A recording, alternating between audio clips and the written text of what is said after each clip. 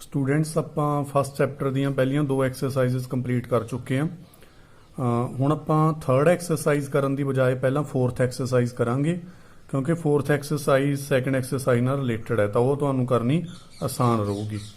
ਤਾਂ ਹੁਣ ਆਪਾਂ ਸ਼ੁਰੂ ਕਰਨ ਲੱਗੇ ਹਾਂ ਫੋਰਥ ਐਕਸਰਸਾਈਜ਼ ਜਿਹੜੀ ਕਿ ਸਿਰਫ ਇਨਵਰਸ ਫੰਕਸ਼ਨਸ ਦੇ ਬਾਰੇ ਹੈ। ਜੋ ਇਨਵਰਸ ਫੰਕਸ਼ਨ ਹੁੰਦਾ ਹੈ ਕੀ ਹੁੰਦਾ, ਆਪਾਂ ਨੇ ਫੰਕਸ਼ਨ ਬਾਰੇ ਕਾफ़ी डिटेल ਦੇ ਵਿੱਚ ਪੜ੍ਹ ਰੱਖਿਆ ਹੈ। 1 ਔਨ ਟੂ ਫੰਕਸ਼ਨ ਕੀ ਹੁੰਦਾ ਇਹ ਵੀ ਆਪਾਂ ਨੇ ਪੜ੍ਹ ਰੱਖਿਆ ਹੈ।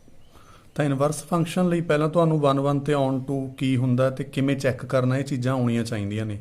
ਜੇ ਨਹੀਂ ਆਉਂਦੀਆਂ ਤਾਂ ਪਹਿਲਾਂ ਚੰਗੀ ਤਰ੍ਹਾਂ ਪਿਛਲੀ ਵੀਡੀਓ ਦੇ ਵਿੱਚ ਉਹ ਤੁਸੀਂ ਸਿੱਖ ਲੈਣੀਆਂ ਨੇ। ਤਾਂ ਹੁਣ ਆਪਾਂ ਸ਼ੁਰੂ ਕਰਦੇ ਹਾਂ ਇਨਵਰਸ ਫੰਕਸ਼ਨ। ਜਿੰਨੇ ਵੀ ਫੰਕਸ਼ਨਸ ਹੁੰਦੇ ਆ ਜ਼ਰੂਰੀ ਨਹੀਂ ਕਿ ਹਰੇਕ ਦਾ ਇਨਵਰਸ ਫੰਕਸ਼ਨ ਵੀ ਫਾਈਂਡ ਕਰਿਆ ਜਾ ਸਕੇ। ਕੁਝ ਫੰਕਸ਼ਨ ਐਵੇਂ ਦੇ ਹੁੰਦੇ ਆ ਜਿਨ੍ਹਾਂ ਦਾ ਇਨਵਰਸ ਫੰਕਸ਼ਨ ਫਾਈਂਡ ਕੀਤਾ ਜਾ ਸਕਦਾ, ਕੁਝ ਫੰਕਸ਼ਨਸ ਦਾ ਨਹੀਂ ਕੀਤਾ ਜਾ ਸਕਦਾ। ਤਾਂ ਕਿਹੜੇ ਫੰਕਸ਼ਨਸ ਦਾ ਇਨਵਰਸ ਫੰਕਸ਼ਨ ਐਗਜ਼ਿਸਟ ਕਰਦਾ ਹੁੰਦਾ ਉਹਦੇ ਲਈ ਆਪਾਂ ਨੇ ਇਹ ਗੱਲ ਯਾਦ ਰੱਖਣੀ ਹੈ ਵੀ ਜਿਹੜਾ ਵੀ ਫੰਕਸ਼ਨ 1 ਤੇ ਔਨ ਟੂ ਹੋਵੇ, ਮਤਲਬ ਬਾਈਜੈਕਟਿਵ ਹੋਵੇ, ਸਿਰਫ ਉਹਦਾ ਹੀ ਆਪਾਂ ਇਨਵਰਸ ਫਾਈਂਡ ਕਰ ਸਕਦੇ ਹਾਂ। ਅਦਰਵਾਈਜ਼ ਜੇ ਇੱਕ ਵੀ ਦੋਨਾਂ ਚੋਂ ਮਿਸ ਹੈ, ਕੋਈ ਚੀਜ਼ 1 ਨਹੀਂ ਹੈਗੀ ਜਾਂ ਔਨ ਟੂ ਨਹੀਂ ਹੈਗੀ ਤਾਂ ਆਪਾਂ ਉਹਦਾ ਇਨਵਰਸ ਫੰਕਸ਼ਨ ਪਤਾ ਨਹੀਂ ਕਰ ਸਕਦੇ। ਜੇ 1 ਤੇ ਔਨ ਟੂ ਦੋਨੇ ਚੀਜ਼ਾਂ ਕੋਈ ਹੈਗਾ ਫੰਕਸ਼ਨ ਤਾਂ ਹੀ ਉਹਦਾ ਆਪਾਂ ਇਨਵਰਸ ਫਾਈਂਡ ਕਰ ਸਕਦੇ ਹਾਂ, ਤਾਂ ਹੀ ਉਹ ਫੰਕਸ਼ਨ ਇਨਵਰਟੀਬਲ ਹੁੰਦਾ ਹੈ। ਇਹ ਵੀ ਵਰਡਿੰਗ ਯਾਦ ਰੱਖਿਓ। ਇਨਵਰਟੀਬਲ ਦਾ ਮਤਲਬ ਉਹ ਫੰਕਸ਼ਨ ਜਿਹਦਾ ਇਨਵਰਸ ਐਗਜ਼ਿਸਟ ਕਰਦਾ ਹੁੰਦਾ ਹੈ, ਮਤਲਬ ਜੋ 1 ਔਨ ਟੂ ਹੁੰਦਾ ਹੈ। ਤਾਂ ਇਹ ਜੋ ਐਕਸਰਸਾਈਜ਼ ਦੇ ਕੁਐਸਚਨ ਹੋਣਗੇ ਜ਼ਿਆਦਾਤਰ ਉਹ ਸੇਮ ਪਿਛਲੀ ਐਕਸਰਸਾਈਜ਼ ਨਾਲ ਦੀ ਹੋਣਗੇ। ਸੇਮ ਉਵੇਂ ਆਪਾਂ 1 ਔਨ ਟੂ ਚੈੱਕ ਕਰਿਆ ਕਰਾਂਗੇ। ਉਸ ਤੋਂ ਬਾਅਦ ਦੇ ਵਿੱਚ 1 ਜਾਂ 2 ਲਾਈਨਾਂ ਦਾ ਬਸ ਫਰਕ ਪਊਗਾ ਇਨਵਰਸ ਫਾਈਂਡ ਕਰਨ ਲਈ, ਬਾਕੀ ਕੰਮ ਆਪਣਾ ਸੇਮ ਹੋਊਗਾ। ਤਾਂ ਆਪਾਂ ਸ਼ੁਰੂ ਕਰਨ ਲੱਗੇ ਹਾਂ ਇਹਦੇ ਫਸਟ ਕੁਐਸਚਨ ਤੋਂ। ਤਾਂ ਧਿਆਨ ਨਾਲ ਰੀਡ ਕਰੋ। ਫਸਟ ਕੁਐਸਚਨ ਕੀ ਹੈ, ਇੱਕ ਸੈੱਟ ਹੈ S 1 2 3, ਕਹਿੰਦੇ ਇੱਕ ਫੰਕਸ਼ਨ ਹੈ S to S, ਮਤਲਬ ਇਸੇ ਤੋਂ ਆਪਾਂ ਡੋਮੇਨ ਲੈਣੀ ਆ, ਇਹੀ ਫੰਕਸ਼ਨ ਕੋ ਡੋਮੇਨ ਲੈਣੀ ਆ।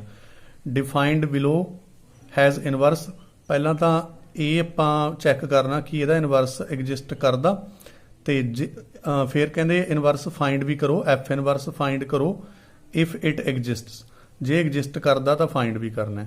ਠੀਕ ਆ, ਤਾਂ ਦੇਖਦੇ ਹਾਂ। ਤਾਂ ਇਹ ਕੋਈ ਕੁਐਸਚਨ ਬਸ ਬੇਸਿਕ ਜਿਹਾ ਕੁਐਸਚਨ ਹੈ, ਤੁਸੀਂ ਇਹਨੂੰ ਵੈਸੇ ਵੀ ਚੈੱਕ ਕਰ ਸਕਦੇ ਹੋ ਜਾਂ ਆਪਾਂ ਐਰੋ ਡਾਇਗਰਾਮ ਦੀ ਹੈਲਪ ਨਾਲ ਇਹਨੂੰ ਥੋੜਾ ਜਿਹਾ ਆਸਾਨੀ ਨਾਲ ਚੈੱਕ ਕਰ ਸਕਦੇ ਹਾਂ। ਦੇਖੋ S to S ਹੈ ਨਾ, ਇੱਧਰ ਵੀ S ਦੇ ਐਲੀਮੈਂਟ ਲੈਣੇ ਆ, ਇੱਧਰ ਵੀ S ਦੇ ਐਲੀਮੈਂਟ ਸਿਰਫ 1 2 ਤੇ 3 ਨੇ। ਤਾਂ ਦੇਖੋ 1 2 3, 1 ਪੁੱਟ ਕਰਕੇ 1 ਆ ਰਿਹਾ, 2,2 ਦਾ ਮਤਲਬ ਕੀ ਹੈ ਕਿ 2 ਪੁੱਟ ਕਰਕੇ 2 ਆ ਰਿਹਾ, ਤੇ 3,3 ਦਾ ਮਤਲਬ ਹੈ ਕਿ 3 ਪੁੱਟ ਕਰਕੇ 3 ਆ ਰਿਹਾ। ਤਾਂ ਤੁਸੀਂ ਦੱਸੋ ਕਿ ਇਹ 1 ਔਨ ਟੂ ਹੈਗਾ? ਹਾਂ, ਇਹ 1 ਤੋਂ 1 ਤੇ ਜਾ ਰਿਹਾ, ਤਾਂ ਇਹ 1 ਵੀ ਹੈਗਾ। It is 1 and on two, ਕਿਉਂਕਿ 1 ਔਨ ਟੂ ਹੈਗਾ ਤਾਂ ਕਰਕੇ ਇਟ ਇਜ਼ ਇਨਵਰਟੀਬਲ। ਇਨਵਰਟੀਬਲ ਦਾ ਮਤਲਬ ਤੁਹਾਨੂੰ ਕੀ ਦੱਸਿਆ ਸੀ ਕਿ ਇਹਦਾ ਇਨਵਰਸ ਐਗਜ਼ਿਸਟ ਕਰਦਾ ਤੇ ਨਾਲ ਕਿਹਾ ਹੋਇਆ ਇਨਵਰਸ ਫਾਈਂਡ ਵੀ ਕਰੋ, ਤਾਂ ਉਹ ਕੋਈ ਵੱਡੀ ਗੱਲ ਨਹੀਂ ਹੁੰਦੀ। ਉਹ ਆਪਾਂ ਨੇ ਇਹਨਾਂ ਨੂੰ ਚੇਂਜ ਕਰਕੇ ਲਿਖ ਦੇਣਾ ਹੁੰਦਾ ਆਪਸ 'ਚ, ਪਰ ਕਿਉਂਕਿ 1,1 ਹੈ ਤਾਂ ਚੇਂਜ ਕਰਕੇ ਵੀ ਕੋਈ ਫਰਕ ਨਹੀਂ ਪਊਗਾ। 1,1 ਹੀ ਰਹੂਗਾ ਤੇ 2,2 ਹੀ ਰਹੂਗਾ ਤੇ 3,3 ਹੀ ਰਹੂਗਾ, ਕਿਉਂਕਿ ਆਪਾਂ ਚੇਂਜ ਕਰਤੇ, ਪਰ ਚੇਂਜ ਕਰਨ ਦਾ ਕੋਈ ਅਸਰ ਇਹਦੇ ਤੇ ਨਹੀਂ ਹੋਇਆ ਕਿਉਂਕਿ ਸੇਮ ਹੀ ਹੈ। ਸਿਮਿਲਰਲੀ ਆਪਾਂ ਸੈਕਿੰਡ ਪਾਰਟ ਕਰਦੇ ਹਾਂ, ਉਹਦੀ ਮੈਂ ਐਰੋ ਡਾਇਗਰਾਮ ਬਣਾ ਲੈਣਾ। ਪਹਿਲਾਂ ਜ਼ਰੂਰੀ ਨਹੀਂ ਤੁਸੀਂ ਐਰੋ ਡਾਇਗਰਾਮ ਬਣਾ ਕੇ ਕਰਨਾ, ਤੁਸੀਂ ਸਿੰਪਲ ਵੀ ਦੇਖ ਸਕਦੇ ਹੋ, ਸਮਝਾਉਣ ਲਈ ਬਣਾ ਰਿਹਾ ਮੈਂ। 1 to 2, 2 to 1, 3 to 1। ਤਾਂ ਦੇਖੋ ਕਿ ਇਹ 1 ਹੈਗਾ?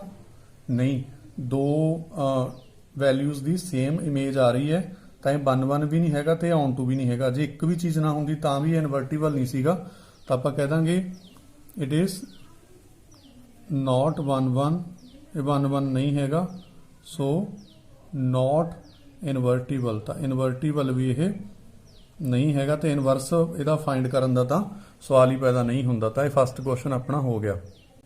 ਸੈਕਿੰਡ ਕੁਐਸਚਨ ਫੇਰ ਸੇਮ ਹੈ, S ਤੇ T ਦੋ ਆਪਾਂ ਨੂੰ ਸੈੱਟ ਦਿੱਤੇ ਹੋਏ ਨੇ, ਇਨਵਰਸ ਫਾਈਂਡ ਕਰਨਾ ਜੇ ਐਗਜ਼ਿਸਟ ਕਰਦਾ। S ਤੋਂ T ਕਿਹਾ ਹੋਇਆ ਤਾਂ ਇਹ ਵੀ ਆਪਾਂ ਵੈਸੇ ਵੀ ਚੈੱਕ ਕਰ ਸਕਦੇ ਹਾਂ, ਐਰੋ ਡਾਇਗਰਾਮ ਦੀ ਹੈਲਪ ਨਾਲ ਵੀ ਆਪਾਂ ਚੈੱਕ ਕਰ ਸਕਦੇ ਹਾਂ। ਇਧਰਲੀ ਸਾਈਡ ਆਪਾਂ S ਲੈ ਲਿਆ, ਇੱਧਰ T ਲੈ ਲਿਆ। S the values A B ਤੇ C ਨੇ, T ਦੀ ਵੈਲਿਊ 1 2 3 ਹੈ ਤੇ ਫੰਕਸ਼ਨ ਦੇਖੋ ਕਿਵੇਂ ਦਿੱਤਾ ਹੋਇਆ, A to 3, B to 2, C2 1। ਤਾਂ ਦੇਖੋ ਹਰੇਕ ਐਲੀਮੈਂਟ ਦੀ ਵੱਖਰੀ ਵੱਖਰੀ ਇਮੇਜ ਹੈ, ਤਾਂ 1 1 ਵੀ ਹੈਗਾ, ਇੱਧਰ ਕੋਈ ਖਾਲੀ ਵੀ ਨਹੀਂ ਬਚ ਰਿਹਾ, ਤਾਂ ਇਹ on to ਵੀ ਹੈਗਾ। ਤਾਂ ਆਪਾਂ ਲਿਖ ਲਾਂਗੇ it is 1 1 and on to, so it is ਇਨਵਰਟੀਬਲ। ਹਾਂ, ਇਹਦਾ ਇਨਵਰਸ ਆਪਾਂ ਫਾਈਂਡ ਕਰ ਸਕਦੇ ਹਾਂ। ਤੇ ਇਨਵਰਸ ਕੀ ਆਊਗਾ, ਐਫ ਇਨਵਰਸ ਦਾ ਐਵੇਂ ਸਿੰਬਲ ਲਿਖ ਲੈਣਾ ਹੁੰਦਾ। ਫਿਰ ਜਿਹੜਾ a,3 ਹੈ ਇਹਨੂੰ ਆਪਾਂ ਲਿਖ ਲਾਂਗੇ 3,a, b,2 ਨੂੰ ਆਪਾਂ ਲਿਖ ਲਾਂਗੇ 2,b, ਤੇ c,1 ਨੂੰ ਆਪਾਂ ਲਿਖ ਲਾਂਗੇ 1,c। ਤਾਂ ਇਹਦਾ ਇਨਵਰਸ ਫਾਈਂਡ ਹੋ ਚੁੱਕਿਆ ਹੈ। ਐਵੇਂ ਆਪਾਂ ਸੈਕੰਡ ਪਾਰਟ ਕਰਦੇ ਹਾਂ, ਉਹਦੀ ਐਰੋ ਡਾਇਗਰਾਮ ਬਣਾਉਂਦੇ ਹਾਂ। ਉਹਦੇ ਵਿੱਚ ਆਪਾਂ ਦੇਖ ਰਹੇ ਹਾਂ ਵੀ A ਤੋਂ B ਤੋਂ ਵੀ 1 ਤੇ ਜਾ ਰਹੇ ਆ ਤੇ C ਤੋਂ ਵੀ 1 ਤੇ ਜਾ ਰਹੇ ਆ, ਤਾਂ ਉਹ 1 1 ਨਹੀਂ ਹੈਗਾ, ਤਾਂ ਉਹ ਇਨਵਰਟੀਬਲ ਵੀ ਨਹੀਂ ਹੈਗਾ, ਤੇ ਆਪਾਂ ਦਾ ਇਨਵਰਸ ਵੀ ਫਾਈਂਡ ਨਹੀਂ ਕਰ ਸਕਦੇ। ਪਹਿਲੇ ਦੋ ਕੁਐਸਚਨ ਬਿਲਕੁਲ ਬੇਸਿਕ ਜਿਹੇ ਸੀਗੇ, ਥਰਡ ਕੁਐਸਚਨ ਬਹੁਤ ਜ਼ਿਆਦਾ ਇੰਪੋਰਟੈਂਟ ਆ, ਕਿਉਂਕਿ ਸਾਰੇ ਕੁਐਸਚਨ ਜਿਹੜੇ ਹੁਣ ਅਗਲੇ ਆਉਣਗੇ ਉਹ ਡਿਟੋ ਸੇਮ ਇਹਦੇ ਨਾਲ ਦੇ ਹੋਣਗੇ ਜਿਹੜਾ ਆਪਾਂ ਹੁਣ ਕਰਨ ਲੱਗੇ ਆ। ਤਾਂ ਦੇਖੋ ਇਹਦੇ ਵਿੱਚ ਕੀ ਲਿਖਿਆ ਹੋਇਆ, ਕਹਿੰਦੇ are the following functions are invertible in their respective domains, ਕਿ ਇਹਨਾਂ ਦੀ ਡੋਮੇਨ ਦੇ ਵਿੱਚ ਇਹ ਇਨਵਰਟੀਬਲ ਹੈਗੇ ਨੇ। ਇਨਵਰਟੀਬਲ ਲਈ ਆਪਾਂ ਨੂੰ ਉਵੇਂ 1 1 on to ਚੈੱਕ ਕਰਨਾ ਪਊਗਾ। ਜੇ ਹੈਗੇ ਨੇ ਕਹਿੰਦੇ if so find the inverse in each, ਫਿਰ ਇਨਵਰਸ ਫਾਈਂਡ ਕਰਨਾ। ਤਾਂ ਦੋ ਪਾਰਟ ਸੀਗੇ, ਮੈਂ ਪਹਿਲਾ ਪਾਰਟ ਕਰਨ ਲੱਗਿਆ। ਪਹਿਲਾਂ ਆਪਾਂ ਸੇਮ ਜਿਵੇਂ ਪਿਛਲੀ ਐਕਸਰਸਾਈਜ਼ ਚੈੱਕ ਕਰਦੇ ਸੀ ਕਰਾਂਗੇ 1 1 ਚੈੱਕ। ਤਾਂ 1 1 ਲਈ ਕੀ ਕਰਦੇ ਹੁੰਨੇ ਆਪਾਂ, 1 1 ਲਈ ਆਪਾਂ ਪਹਿਲਾਂ ਲੈ ਲੈਣੇ ਹੁੰਨੇ ਆ ਲੈਟ, ਇਹ ਪਿਛਲੀ ਐਕਸਰਸਾਈਜ਼ ਦਾ ਕੰਮ ਹੈ, ਠੀਕ ਹੈ ਨਾ। ਤਾਂ ਉੱਥੋਂ ਤੁਸੀਂ ਚੰਗੀ ਤਰ੍ਹਾਂ ਸਿੱਖ ਕੇ ਇੱਥੇ ਆਉਣਾ। x1, x2 ਬਿਲੋਂਗ ਟੂ, ਇਹਦੀ ਡੋਮੇਨ ਲੈਣੀ ਹੁੰਦੀ ਹੈ। ਡੋਮੇਨ ਵਿੱਚ ਤਾਂ ਕੋਈ ਦਿੱਤੀ ਨਹੀਂ ਹੋਈ, ਆਪਾਂ ਨੂੰ ਆਪੇ ਪਤਾ ਕਿ ਇਹ 'ਚ ਕੋਈ ਵੀ ਰੀਅਲ ਨੰਬਰ ਪੁੱਟ ਕਰਿਆ ਜਾ ਸਕਦਾ। ਤਾਂ ਇਹਦੀ ਜਿਹੜੀ ਡੋਮੇਨ ਹੈ ਉਹ ਆਲ ਰੀਅਲ ਨੰਬਰ ਹੈ, ਸੱਚ that fx1 equal to fx2, ਐਵੇਂ ਆਪਾਂ ਲੈ ਲੈਣਾ। ਤੇ fx1 ਹੈ ਜੋ ਇੱਥੇ x1 ਪੁੱਟ ਕਰਾਂਗੇ ਤੇ ਫਿਰ x2 ਪੁੱਟ ਕਰਾਂਗੇ, ਇਹ ਕੈਂਸਲ ਹੋ ਜਾਊਗਾ। ਆਪਾਂ ਪਹੁੰਚ ਜਾਾਂਗੇ ਕਿ x1 equal to x2, ਇਹਦਾ ਮਤਲਬ ਹਾਂ ਇਹ 1 1 ਹੈ। ਇਸ ਤੋਂ ਬਾਅਦ ਚੈੱਕ ਕਰਨਾ ਆਪਾਂ ਨੇ on to ਲਈ ਆਪਾਂ ਲੈ ਲਿਆ let y belong to r ਵੀ, ਕਿਉਂਕਿ ਇਹਦੇ ਆਨਸਰ ਵੀ ਕੋਈ ਵੀ ਰੀਅਲ ਨੰਬਰ ਆ ਸਕਦਾ, ਤਾਂ ਆਪਾਂ ਰੀਅਲ ਨੰਬਰ ਲੈ ਲਿਆ। ਤੇ ਜੇ y ਹੈ ਉਹ ਇਕੁਅਲ ਟੂ ਹੁੰਦਾ fx ਦੇ, ਤੇ fx ਹੁੰਦਾ ਅੱਗੇ x plus 1 ਦੇ ਇਕੁਅਲ ਹੈ। ਤਾਂ ਇੱਥੋਂ ਆਪਾਂ ਨੇ ਜਿਵੇਂ ਤੁਹਾਨੂੰ ਦੱਸਿਆ ਸੀ ਕਿ y equal to x plus 1 ਲੈ ਲੈਣਾ ਹੁੰਦਾ।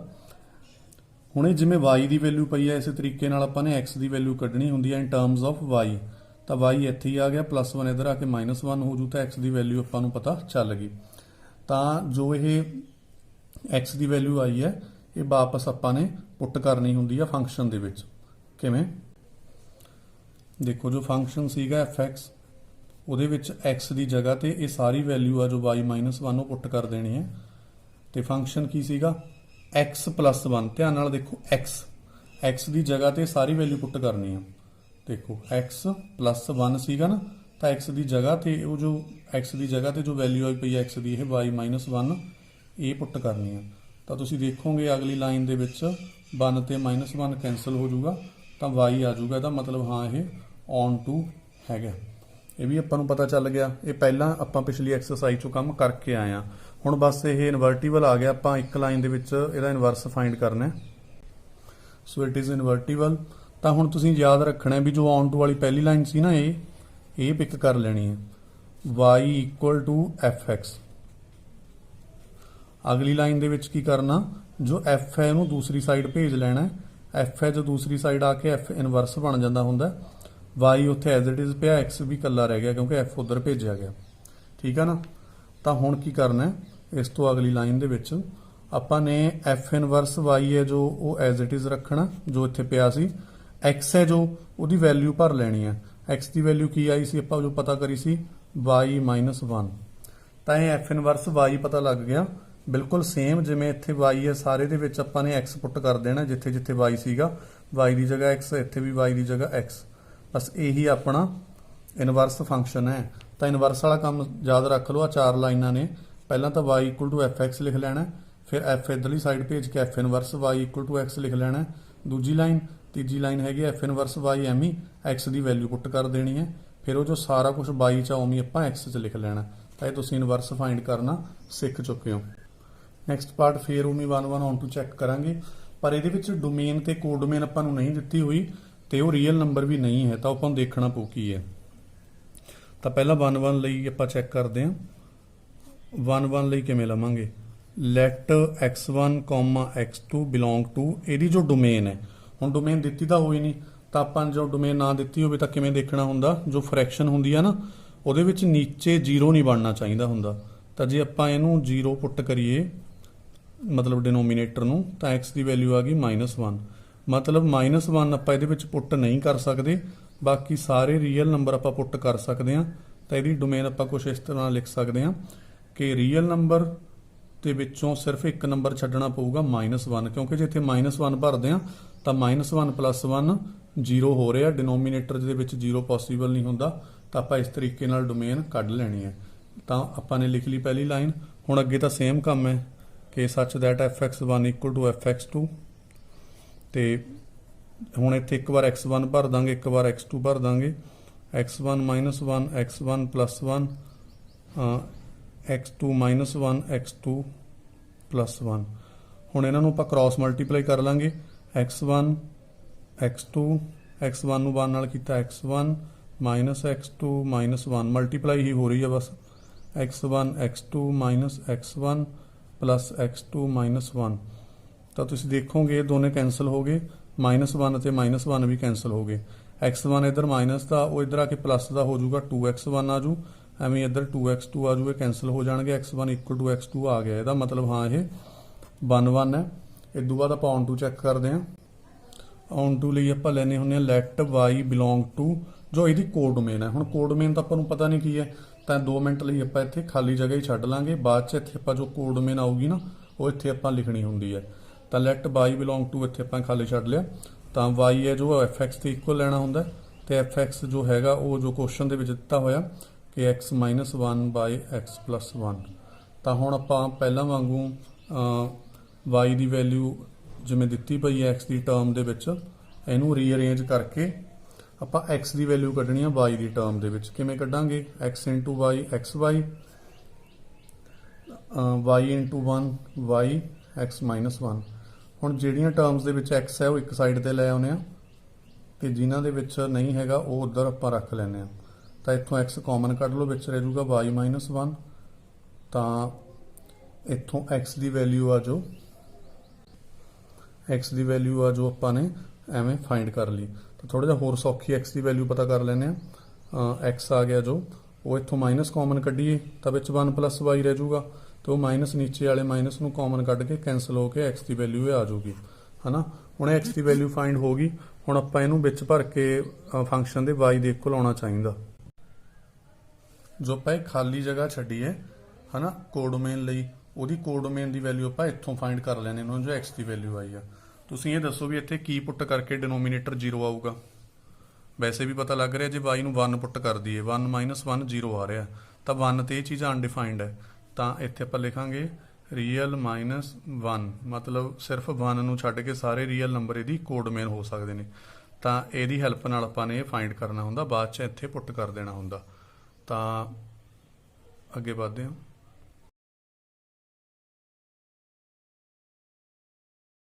ਇਹ ਕੈਂਸਲ ਹੋ ਕੇ x ਦੀ ਵੈਲਿਊ ਇਹ ਆ ਜਾਊਗੀ, ਹਨਾ। ਹੁਣ x ਦੀ ਵੈਲਿਊ ਫਾਈਂਡ ਹੋ ਗਈ। ਹੁਣ ਆਪਾਂ ਇਹਨੂੰ ਵਿੱਚ ਭਰ ਕੇ ਫੰਕਸ਼ਨ ਦੇ y ਦੇ ਇਕੁਅਲ ਆਉਣਾ ਚਾਹੀਦਾ।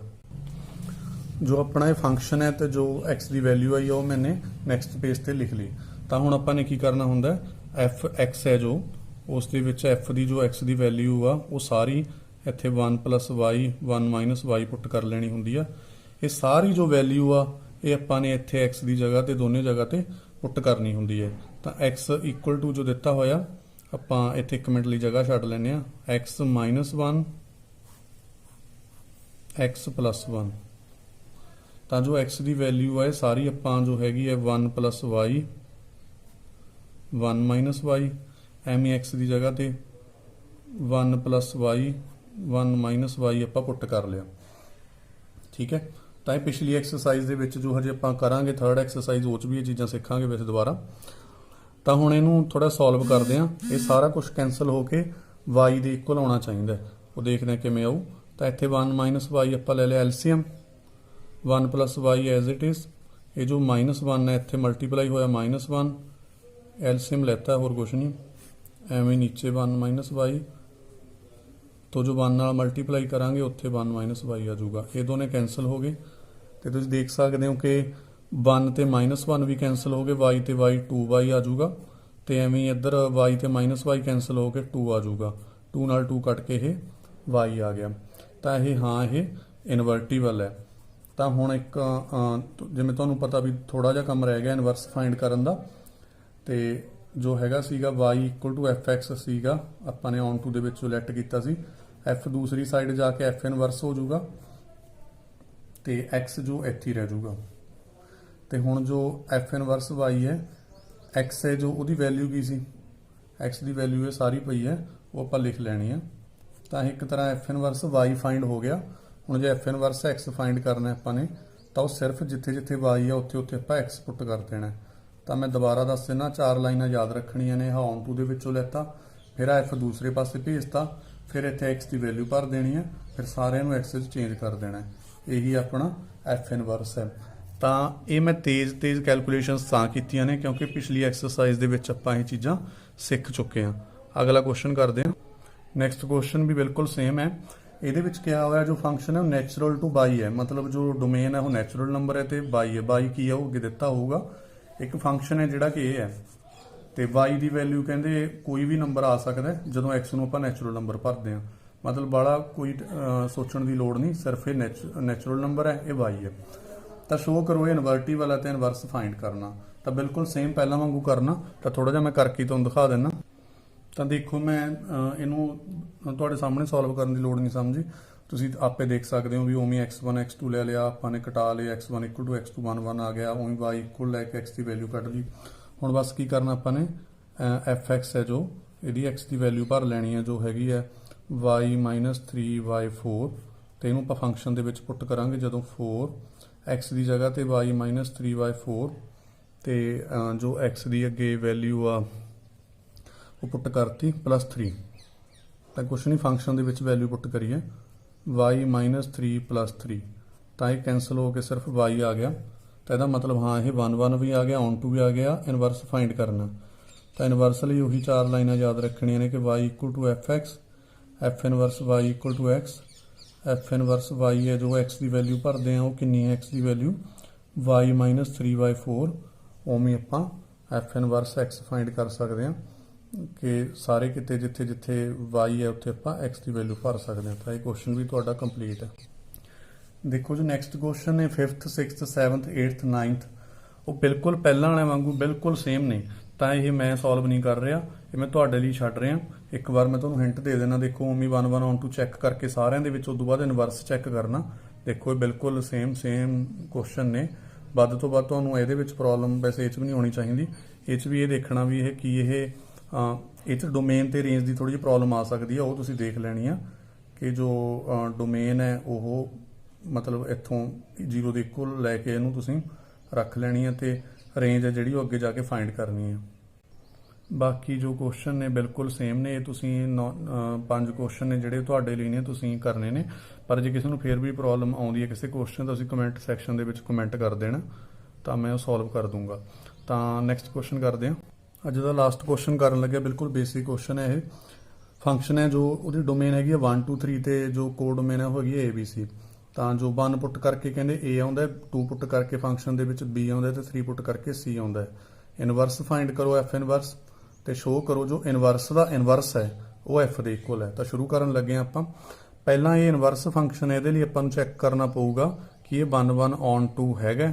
ਤਾਂ ਦੇਖਣ 'ਚ ਵੈਸੇ ਵੀ ਪਤਾ ਲੱਗ ਰਿਹਾ, ਪਰ ਮੈਂ ਤੁਹਾਨੂੰ ਐਰੋ ਡਾਇਗਰਾਮ ਦੀ ਹੈਲਪ ਨਾਲ ਦਿਖਾ ਦਿੰਦਾ ਕਿ ਜੋ 1 ਪੁੱਟ ਕਰਦੇ ਆ ਉਦੋਂ A ਆਉਂਦਾ, 2 ਪੁੱਟ ਕਰਦੇ ਆ ਉਦੋਂ B ਆਉਂਦਾ ਤੇ 3 ਪੁੱਟ ਕਰਦੇ ਆ ਉਦੋਂ C ਆਉਂਦਾ।